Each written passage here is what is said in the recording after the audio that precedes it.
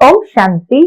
आज 10 मार्च 2026 के बाबा के अनमोल मधुर महावाक्य सुनेंगे। आज की मुरली में बाबा ने बहुत सुंदर बात चक्र की बताई है कि बच्चे, इस चक्र के अंदर राइज और फॉल, राइज कैसे होता है ये बाबा समझाते हैं। फिर द्वापर के बाद फॉल कैसे हुआ वह भी बाबा समझाते हैं कि बच्चे, जब देह अभिमान में आए तो देह अभिमान बहुत कड़ी बीमारी है, जिसके कारण भारत और विश्व का फॉल हुआ। बाकी देवताएं थे तो मनुष्य जैसे ही शक्ल वाले, सूरत मनुष्य जैसी, लेकिन सीरत दैवी। मनुष्य से देवता कैसे बनते हैं? तो बाबा कहते, जितना तुम देही अभिमानी बनते जाते हो, आत्म अभिमानी बनते जाते हो, उतना परिवर्तन होने लगता है। देवताएं आत्म अभिमानी जरूर होते हैं, परंतु वो परमात्मा अभिमानी नहीं है।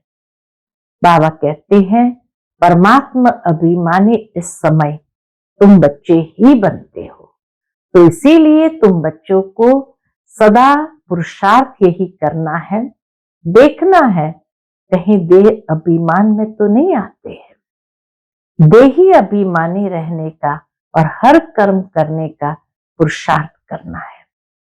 जो देही अभिमानी बच्चे हैं वो बहुत मीठे मधुर होते हैं, उनका व्यवहार बहुत अच्छा होता है। बाकी देह अभिमान में आ जाते हैं तो उनका व्यवहार ही बदल जाता है। तो सुनते हैं आज के बाबा के अनमोल मधुर महावाक्य राइज एंड फॉल के। ओम शांति। मीठे बच्चे, सबसे बड़ी बीमारी देह अभिमान की है, इससे ही डाउनफॉल हुआ है। इसलिए अब देही अभिमानी बनो। आज की मुरली से प्रश्न है, तुम बच्चों की कर्मातीत अवस्था कब होगी? उत्तर है, जब योग बल से कर्म भोग पर विजय प्राप्त करेंगे, पूरा पूरा देही अभिमानी बनेंगे। यह देह अभिमान का ही रोग सबसे बड़ा है, इससे दुनिया पतित हुई है। देही अभिमानी बनो तो वह खुशी, वह नशा रहे, चलन भी सुधरे। आज की मुरली से पहले गीत बजा है, रात के राही थक मत जाना, सुबह की मंजिल दूर नहीं। ओम शांति। राही का अर्थ तो बच्चों ने सुना, और तो कोई समझा नहीं सकते सिवाय तुम ब्रह्मा मुख वंशावली ब्राह्मणों के राही किसको कहा है? तुम जो देवी देवता थे तो मनुष्य, परंतु तुम्हारी सीरत बहुत अच्छी थी, कैरेक्टर बहुत अच्छा था। तुम सर्व गुण संपन्न, सोलह कला संपूर्ण थे। तुम विश्व के मालिक थे। हीरे जैसा एक कौड़ी जैसा कैसे बने? हीरे जैसा जन्म था तो हीरे जैसा से कौड़ी जैसा कैसे बने? ये कोई मनुष्य नहीं जानते। तुमने भी नंबरवार पुरुषार्थ अनुसार पलटा खाया है, अर्थात परिवर्तन हुए हैं। अभी तुम देवता बने नहीं हो, रीजेन्युएट हो रहे, माना दिव्यकरण हो रहा है। कोई थोड़ा बदले हैं, कोई की 5%, कोई की 10% सीरत बदलती जाती है, अर्थात कैरेक्टर बदलते जाते हैं। दुनिया को यह पता नहीं है कि भारत ही हेवन था। कहते भी है, क्राइस्ट से 3000 वर्ष पहले भारत में देवी देवता थे। उनमें ऐसे गुण थे जो उन्हों को भगवान भगवती कहते थे। अभी तो वह गुण है नहीं, मनुष्य की समझ में नहीं आता। भारत जो इतना शाहूकार था, उनका फिर डाउनफॉल कैसे हुआ, ये भारतवासी नहीं समझते। वह भी बाप ही बैठ समझाते हैं। तुम भी समझा सकती हो जिनकी सूरत सुधरी है। बाप कहते, बच्चे तुम देवी देवता थे तो आत्म अभिमानी थे, फिर जब रावण राज्य शुरू हुआ तो देह अभिमानी बन पड़े हो। यह देह अभिमान की सबसे बड़ी बीमारी तुमको लग पड़ी है। द्वापर के बाद ये देह अभिमान की सबसे बड़ी बीमारी बाबा कहे तुमको लग पड़ी है। सतयुग में तुम आत्म अभिमानी थे तो बहुत सुखी थे। किसने तुमको ऐसा बनाया ये कोई भी नहीं जानते। बाप बैठ समझाते हैं तुम्हारा डाउनफॉल क्यों हुआ। अपने धर्म को भूल गए, भारत वर्थ नॉट अ पेनी बन गया। उनका मूल कारण क्या है? देह अभिमान। देह अभिमान ही गिरने का कारण बना। यह भी ड्रामा बना हुआ है। मनुष्य ये नहीं जानते कि भारत इतना शाहूकार था, फिर गरीब कैसे बना। हम आदि सनातन देवी देवता धर्म के थे, फिर हम कैसे धर्म भ्रष्ट कर्म भ्रष्ट बने। बाप समझाते हैं रावण राज्य होने से तुम देह अभिमानी बने तो तुम्हारा यह हाल होने लगा। देह अभिमान के कारण तुम्हारा यह हाल होने लगा। सीढ़ी भी दिखाई है कैसे डाउनफॉल हुआ। वर्थ नॉट अ पेनी का भी मुख्य कारण देह अभिमान। वर्थ नॉट अ पेनी बनने का भी मुख्य कारण है देह अभिमान। यह भी बाप बैठ समझाते हैं। शास्त्रों में कल्प की आयु लाखों वर्ष लगा दी है। आजकल समझदार है क्रिश्चियन लोग। बाबा कहते हैं आजकल समझदार है क्रिश्चियन लोग। क्यों? वह भी कहते हैं क्राइस्ट से 3000 वर्ष पहले पैराडाइज था। भारतवासी ये समझ नहीं सकते कि प्राचीन भारत ही था जिसको स्वर्ग हेवन कहा जाता है। भारतवासी नहीं जानते, दूसरे धर्म वाले जानते हैं। आजकल तो भारत की फुल हिस्ट्री ज्योग्राफी को जानते ही नहीं है। थोड़े बच्चों में थोड़ा ज्ञान है तो देह अभिमान आ जाता है। बाबा कहते थोड़े बच्चों में थोड़ा ज्ञान है तो देह अभिमान आ जाता है। समझते हैं हमारे जैसा कोई है ही नहीं। बाप समझाते हैं भारत की ऐसी दुर्दशा क्यों हुई। बापू गांधी भी कहते थे पतित पावन आओ, आकर राम राज्य स्थापन करो। आत्मा को जरूर कभी बाप से सुख मिला है तो पतित पावन को याद करते हैं। बाप समझाते हैं हमारे बच्चे जो शूद्र से बदल ब्राह्मण बनते हैं वह भी पूरा देही अभिमानी नहीं बनते हैं। बाप समझाते हैं हमारे बच्चे जो शूद्र से बदल ब्राह्मण बनते हैं वह भी पूरा देही अभिमानी नहीं बनते हैं। घड़ी घड़ी देह अभिमान में आ जाते हैं। यह है सबसे पुराना रोग जिससे यह हाल हुआ है। देही अभिमानी बनने में बड़ी मेहनत है। जितना देही अभिमानी बनेंगे उतना बाप को याद करेंगे, फिर अथाह खुशी रहनी चाहिए। गाया जाता है परवाथी पार ब्रह्म में रहने वाले परमेश्वर की वह मिल गया, उससे 21 जन्म का वर्षा मिलता है। बाकी क्या चाहिए? तुम सिर्फ देही अभिमानी बनो, मामेकम याद करो, बल गृहस्थ व्यवहार में रहो। सारी दुनिया देह अभिमान में है। भारत जो इतना ऊंच था उसका डाउनफॉल हुआ है। हिस्ट्री ज्योग्राफी क्या है ये कोई बता नहीं सकता। बाबा कहते ये वर्ल्ड की हिस्ट्री ज्योग्राफी कोई बता नहीं सकता। यह बातें कोई भी शास्त्र में नहीं है। देवताएं आत्म अभिमानी थे, जानते थे एक देह को छोड़ दूसरी लेनी है। परमात्मा अभिमानी नहीं थे। देवताएं कोई परमात्मा अभिमानी नहीं थे। तुम जितना बाप को याद करेंगे, देही अभिमानी रहेंगे, उतना बहुत मीठा बनेंगे। देह अभिमान में आने से ही लड़ना झगड़ना बंदरपना आ जाता है। ये बाप समझाते हैं। ये बाबा भी समझ रहे हैं, ब्रह्मा बाबा भी अंदर में समझ रहे हैं। बच्चे देह अभिमान में आकर शिव बाबा को भूल जाते हैं। अच्छे अच्छे बच्चे देह अभिमान में रहते हैं, देही अभिमानी बनते ही नहीं है। तुम कोई को भी ये बेहद की हिस्ट्री ज्योग्राफी समझा सकते हो।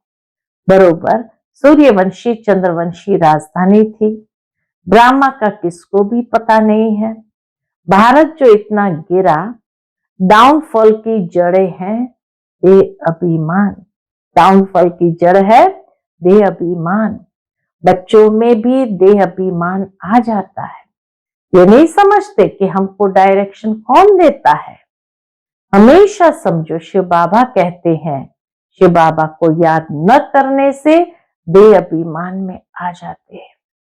सारी दुनिया देह अभिमानी बन गई है। तब बाप कहते हैं मामेकम याद करो, अपने को आत्मा समझो। आत्मा इस देह द्वारा सुनती है, पाठ बजाती है। बाप कितना अच्छी रीति समझाते हैं। बल भाषण तो बहुत अच्छा कर लेते हैं, परंतु चलन भी तो अच्छी चाहिए ना। बाबा कहते हैं चलन भी तो अच्छी चाहिए ना। देह अभिमान होने के कारण फेल हो जाते हैं। वह खुशी व नशा नहीं रहता है, फिर बड़े विकर्म भी उनसे होते हैं। पहले देह अभिमान में आते, खुशी नशा गायब, फिर बाबा कहे धीरे धीरे बड़े विकर्म भी उनसे होते हैं, जिस कारण बड़े दंड के भागी बन पड़ते हैं। देह अभिमानी बनने से बहुत नुकसान पाते हैं, बहुत सजा खानी पड़ती है।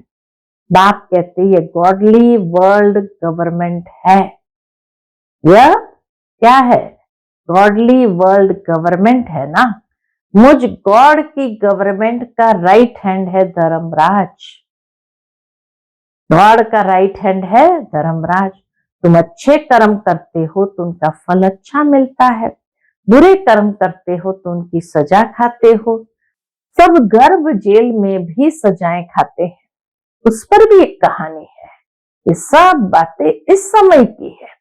महिमा एक बाप की है, दूसरे कोई की महिमा है नहीं। इसलिए लिखा जाता है त्रिमूर्ति शिव जयंती वर्थ डायमंड, बाकी सब है वर्थ कौड़ी। सिवाय शिव बाबा के पावन कोई बना न सके। पावन बनते हैं, फिर रावण पतित बनाते हैं, जिस कारण सब देह अभिमानी बन पड़े हैं। अब तुम देही अभिमानी बनते हो। ये देही अभिमानी अवस्था 21 जन्म चलती है, तो बलिहारी एक की गाई जाती है। भारत को स्वर्ग बनाने वाला शिव बाबा है। ये किसको भी पता नहीं है कि शिव बाबा कब आया। उनकी हिस्ट्री तो पहले पहले चाहिए। शिव कहा ही जाता है किसको? शिव कहा ही जाता है परम पिता परमात्मा को। तुम जानते हो देह अभिमान के कारण डाउनफॉल होता है।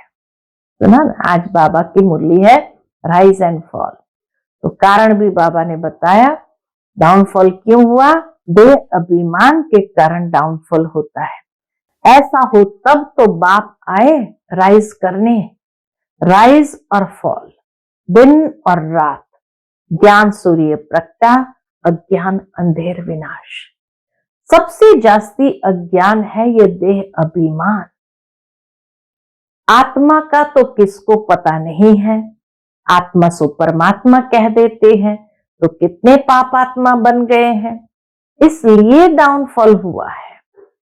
84 जन्म लिए हैं, सीढ़ी नीचे उतरते आए हैं। ये खेल बना हुआ है। ये वर्ल्ड की हिस्ट्री ज्योग्राफी तुम बच्चे जानते हो और कोई नहीं जानते। विश्व का डाउनफॉल कैसे हुआ?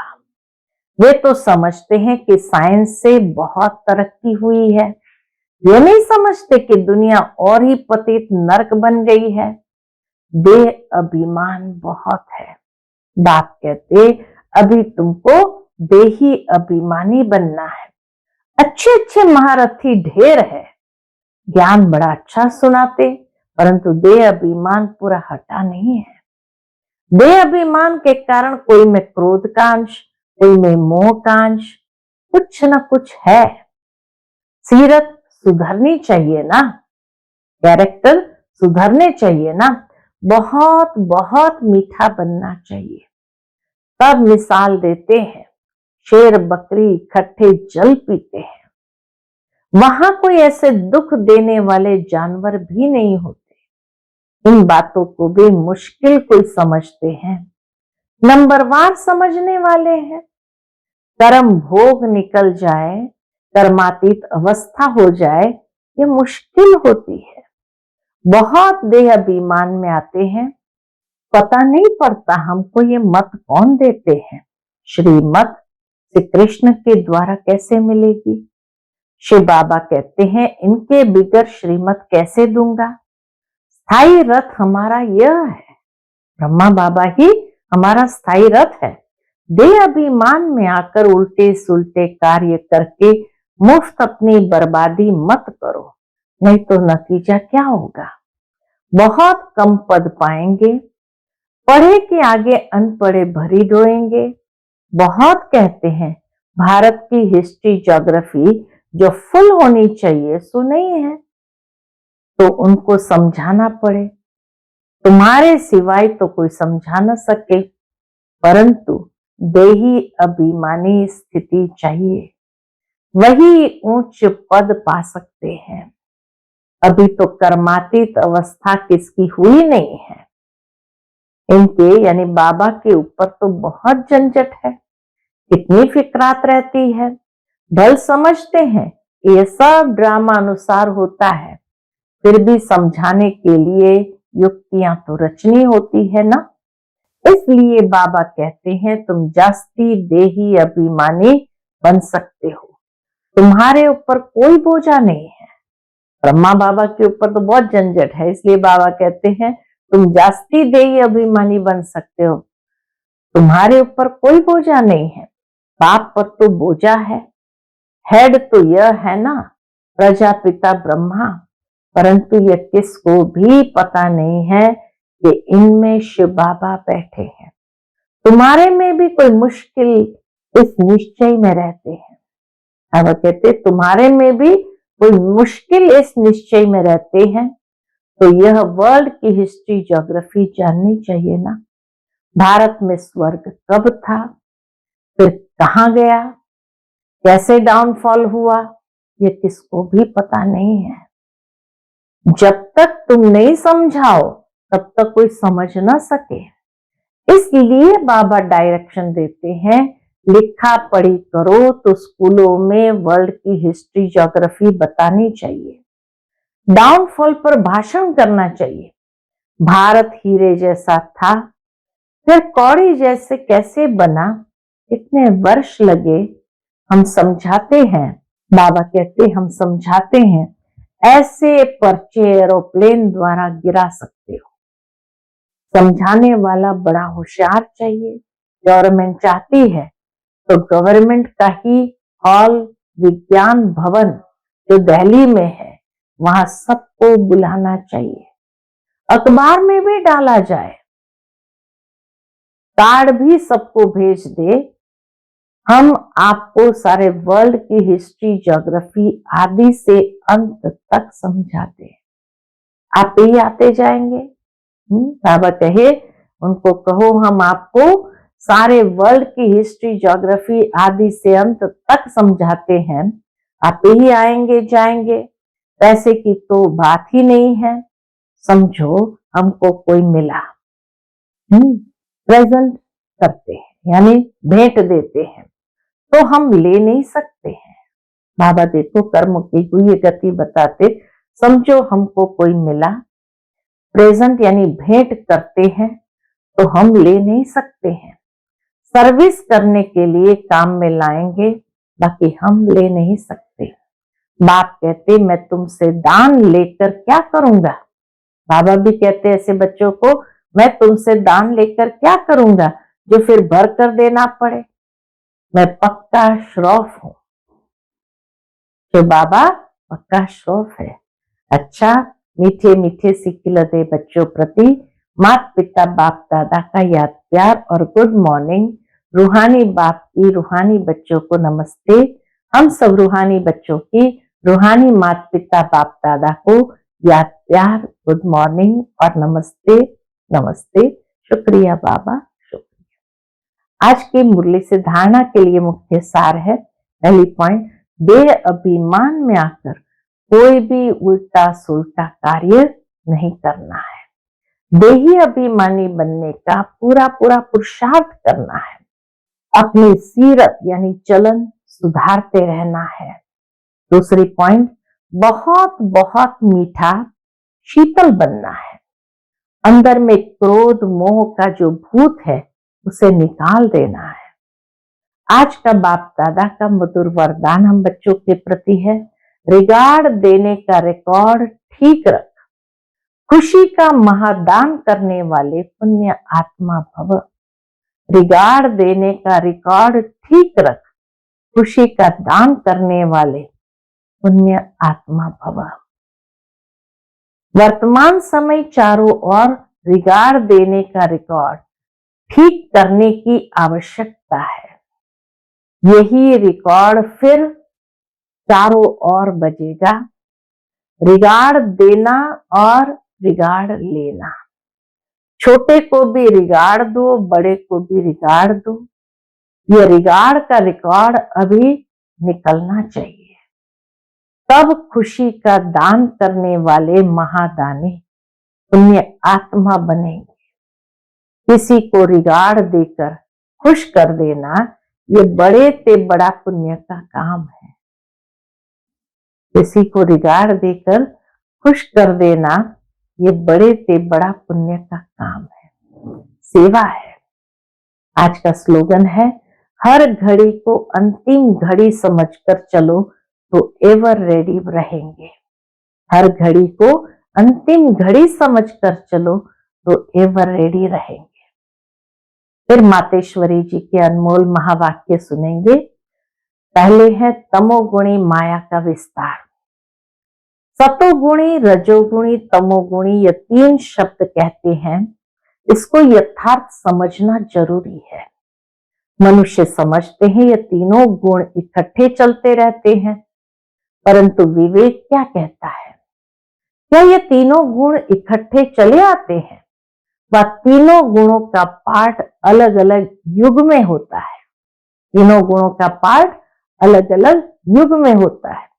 विवेक तो ऐसा ही कहता है कि ये तीनों गुण इकट्ठे नहीं चलते। जब सतयुग है तो सतोगुण है, द्वापर है तो रजोगुण है, और कलयुग है तो तमोगुण है। जब सतो है तो तमो रजो नहीं, जब रजो है तो फिर सतो गुण नहीं। ये मनुष्य तो ऐसे ही समझ कर बैठे हैं कि ये तीनों गुण इकट्ठे चलते रहते हैं। ये बात कहना सरासर भूल है। वो समझते हैं जब मनुष्य सच बोलते हैं, पाप कर्म नहीं करते हैं, तो वो सतोगुणी होते हैं। परंतु विवेक कहता है जब हम कहते हैं सतोगुण, तो इस सतोगुण का मतलब है संपूर्ण सुख। गोया सारी सृष्टि सतोगुणी है। बाकी ऐसे नहीं कहेंगे, जो सच बोलता है वो सतोगुणी है और जो झूठ बोलता है वो कलयुगी तमोगुणी है। ऐसे ही दुनिया चलती आती है। अब जब हम सतयुग कहते हैं तो इसका मतलब है सारी सृष्टि पर सतोगुण, सतो प्रधान चाहिए। हाँ, कोई समय ऐसा सतयुग था जहां सारा संसार सतोगुणी था। अब वो सतयुग नहीं है, अभी तो है कलयुगी दुनिया।